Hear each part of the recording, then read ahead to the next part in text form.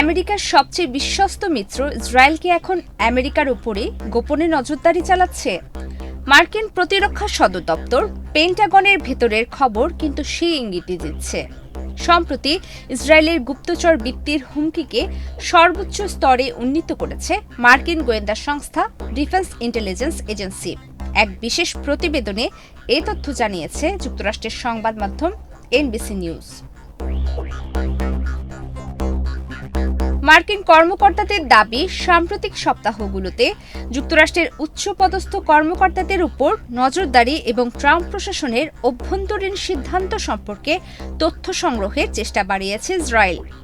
পেন্টাগনের একটি ৭ পৃষ্ঠার অত্যন্ত গোপন নথিতে বলা হয়েছে, মানব গোয়েন্দা নেটওয়ার্ক ও প্রযুক্তিগত নজরদারি সক্ষমতার দিক থেকে ইসরায়েল বর্তমানে ক্রিটিক্যাল পর্যায়ে রয়েছে।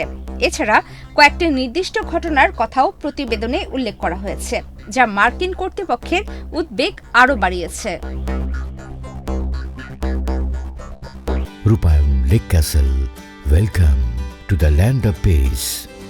মার্কিন কর্মকর্তাদের মতে, ইরান যুদ্ধ এবং মধ্যপ্রাচ্যের ভবিষ্যৎ পরিস্থিতি নিয়ে ওয়াশিংটন ও তেল আবিবের মধ্যে মতপার্থক্য বাড়ছে।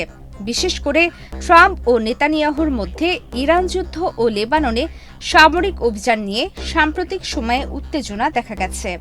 প্রতিবেদন অনুযায়ী, ট্রাম্প কূটনৈতিক সমাধানের মাধ্যমে ইরানের সঙ্গে সমঝোতায় পৌঁছাতে আগ্রহী। অন্যদিকে নেতানিয়াহু ইরানের বিরুদ্ধে সামরিক চাপ অব্যাহত রাখার পক্ষে অবস্থান নিয়েছেন।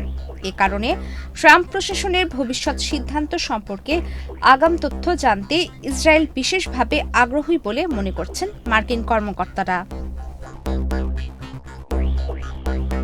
তবে সব অভিযোগ সরাসরি অস্বীকার করেছে ইসরায়েল।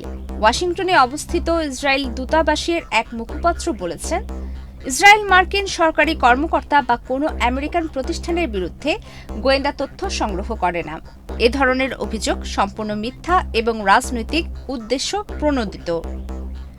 বর্তমান ও সাবেক মার্কিন কর্মকর্তারা বলছেন, সাম্প্রতিক সময়ে ইসরায়েলের কর্মকাণ্ড স্বাভাবিক সীমা ছাড়িয়ে গেছে। ইসরায়েলের এই তৎপরতার কারণে মার্কিন কর্মকর্তাদের ইসরায়েল সফরের সময় চরম সতর্কতা অবলম্বনের নির্দেশ দেওয়া হয়েছে। ইসরায়েল অবস্থানকালে মার্কিন কর্মকর্তারা সাধারণ মোবাইল বা কম্পিউটার ব্যবহার না করে ওয়ান টাইম বা বার্নার ফোন ব্যবহার করছেন। এমনকি হোটেলের ঘরে বসে কথা বলার সময়ও তাদের সর্বোচ্চ সতর্ক থাকতে বলা হয়েছে।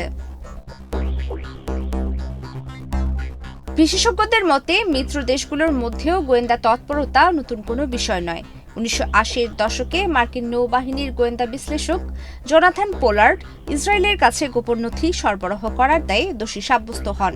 ওই ঘটনা দুই দেশের সম্পর্কে বড় ধরনের অস্বস্তি তৈরি করেছিল। তবে একই সঙ্গে এটাও সত্য যে যুক্তরাষ্ট্র নিজেও মিত্র দেশগুলোর উপর গোয়েন্দা নজরদারি চালিয়েছে। ২০১৩ সালে এডওয়ার্ড স্নোডেন এর ফাঁস করা নথিতে ইউরোপীয় নেতাদের উপর মার্কিন নজরদারির তথ্য প্রকাশ পেয়েছিল। বর্তমানে যুক্তরাষ্ট্র ও ইসরায়েলের মধ্যে গোয়েন্দা তথ্য বিনিময় অব্যাহত রয়েছে। বিশেষ করে ইরান যুদ্ধ সংক্রান্ত সহযোগিতায় কোনো পরিবর্তনের ইঙ্গিত পাওয়া যায়নি। তবে দুই দেশের মধ্যে আস্থার সংকট আরও গভীর হলে ভবিষ্যতে কৌশলগত সম্পর্কের উপর এর প্রভাব পড়তে পারে বলে মনে করছেন সাবেক মার্কিন কর্মকর্তারা। প্রমিতি কিবরিয়া ইসলাম, বাংলাদেশ প্রতিদিন।